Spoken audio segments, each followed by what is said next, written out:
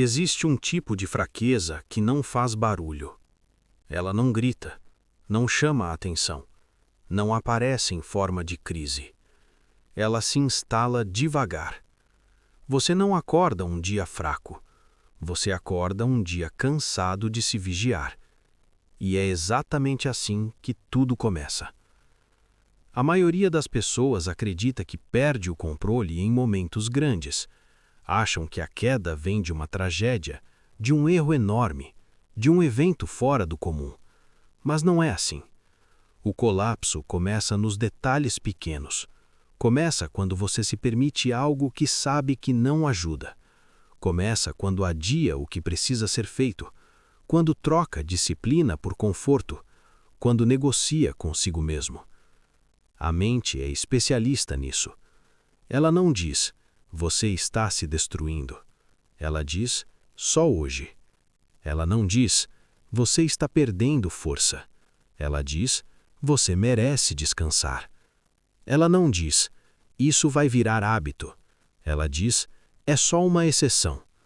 E assim, pouco a pouco, seus muros internos vão caindo. Existe um provérbio antigo que descreve isso com precisão brutal. Como uma cidade sem muros, assim é o homem sem domínio próprio. Uma cidade sem muros não precisa ser atacada. Ela já está aberta. Tudo entra. Qualquer coisa passa. Pensamentos, impulsos, desejos momentâneos, distrações constantes. Nada encontra resistência. Esse é o estado mental da maioria das pessoas hoje. Não porque sejam más, mas porque nunca construíram limites internos. Domínio próprio não é rigidez, é estrutura. É a capacidade de sustentar decisões mesmo quando a emoção muda. É manter direção quando a motivação desaparece. É continuar sendo quem você decidiu ser, mesmo quando ninguém está observando. Hoje você vive cercado de estímulos. Tudo compete pela sua atenção. Tudo quer um pedaço da sua mente. Redes sociais, notificações, prazer imediato, conteúdo infinito. Mas o maior perigo não vem dessas coisas. Ele vem do fato de você não ter fronteiras internas. Uma cidade sem muros não escolhe o que entra, ela apenas recebe. Assim também é uma mente sem disciplina. As pessoas gostam de falar sobre liberdade, mas confundem liberdade com ausência de limites. Isso é um erro. Liberdade sem estrutura vira caos. Prazer sem controle vira dependência. Conforto sem disciplina vira estagnação. Uma mente sem muros vira território ocupado.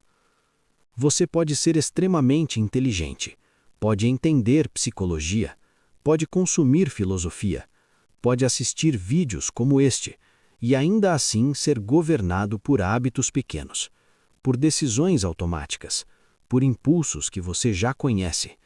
Porque o problema nunca foi saber, é sustentar. Sustentar escolhas, sustentar princípios, sustentar direção. Existe um engano comum entre pessoas inteligentes.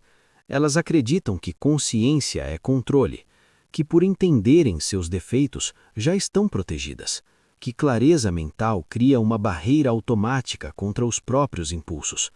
Mas entender não transforma, só revela. A mente brilhante não impede a sabotagem, ela apenas torna a sabotagem mais sofisticada. Você não diz mais que está errando, você diz que está sendo estratégico. Você não diz mais que está fugindo, diz que está escolhendo sua paz. Você não diz mais que está cedendo, diz que está se adaptando. E assim, a inteligência constrói narrativas elegantes para decisões fracas. Esse é o perigo silencioso. A inteligência passa a trabalhar contra você. Você começa a explicar aquilo que deveria corrigir, começa a justificar aquilo que deveria interromper, começa a normalizar aquilo que deveria enfrentar. E a cidade continua sem muros. As pessoas imaginam que autocontrole é algo que aparece quando a situação exige, como se fosse um botão que você aperta em momentos críticos. Mas autocontrole não nasce no momento da tentação. Ele é construído antes. Ele nasce nas escolhas pequenas, no horário que você mantém, no compromisso que você honra, no limite que você respeita quando está cansado. Autocontrole é um sistema, não um sentimento. Você não perde força em um dia.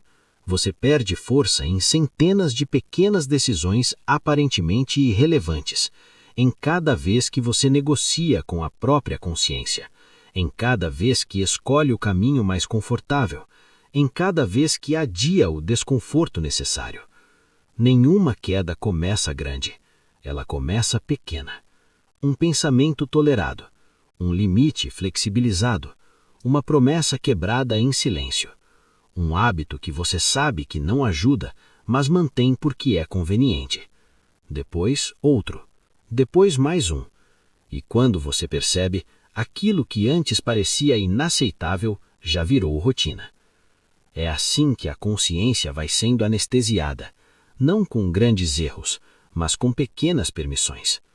Você pode entender seus padrões e ainda assim repeti-los. Pode reconhecer seus gatilhos e mesmo assim ceder. Pode enxergar a própria armadilha e caminhar até ela. Porque ver não é dominar. Dominar exige estrutura. Dominar exige repetição. Dominar exige decisões que ninguém aplaude. O mundo celebra conquistas externas, dinheiro, status, aparência, reconhecimento. Mas existe outro tipo de vitória, uma vitória silenciosa, que quase ninguém percebe. É a vitória de dizer não ao impulso. É a vitória de manter um compromisso consigo mesmo. É a vitória de escolher o difícil quando seria fácil ceder.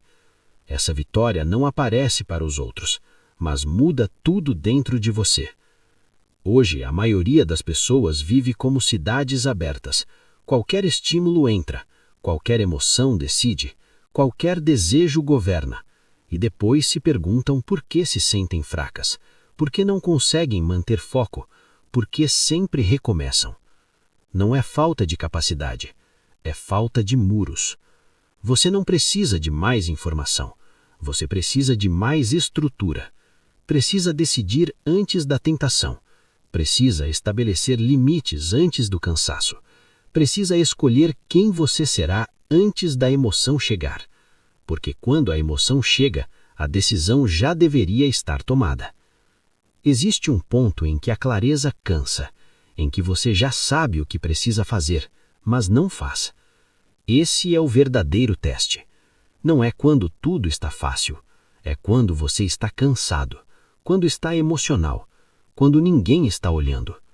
É ali que o caráter aparece. Não no discurso, na prática invisível. Você não constrói força falando sobre disciplina. Você constrói força praticando disciplina quando seria mais confortável não praticar. Você não constrói domínio próprio entendendo conceitos. Você constrói domínio próprio repetindo comportamentos até que eles se tornem identidade. Identidade não nasce de intenção, nasce de repetição. Se você repete concessões, constrói fragilidade. Se você repete limites, constrói força. A cidade sem muros não percebe quando perde território. Ela só percebe quando já está ocupada. Assim também é a mente. Você não percebe quando começa a perder controle. Você só percebe quando já está longe de quem queria ser. E então tenta compensar com mais informação, com mais vídeos, com mais promessas. Mas nada disso substitui estrutura. Nada disso substitui limites. Nada disso substitui decisões silenciosas. Você pode dominar teorias inteiras sobre comportamento humano e ainda assim ser governado por uma irritação trivial no trânsito. Pode entender profundamente a psicologia do hábito e repetir padrões que sabe que te destroem. Pode reconhecer seus pontos fracos e ainda assim protegê-los com explicações bonitas. O problema nunca foi o saber. É o que você escolhe fazer ou deixar de fazer quando o saber cansa, quando a clareza se torna inconveniente, quando ninguém está olhando. A verdadeira disciplina não é heróica, ela é monótona. Ela acontece nos dias comuns, nos momentos pequenos, nas decisões sem plateia. E é exatamente por isso que a maioria não sustenta. Porque não há recompensa imediata, porque não há aplauso externo, porque não há validação externa. Mas existe algo muito mais valioso. Existe coerência interna. Existe respeito próprio.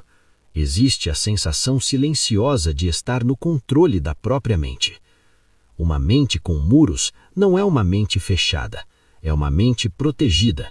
É uma mente que escolhe o que entra, que filtra estímulos, que não se entrega a qualquer impulso. É uma mente que tem direção.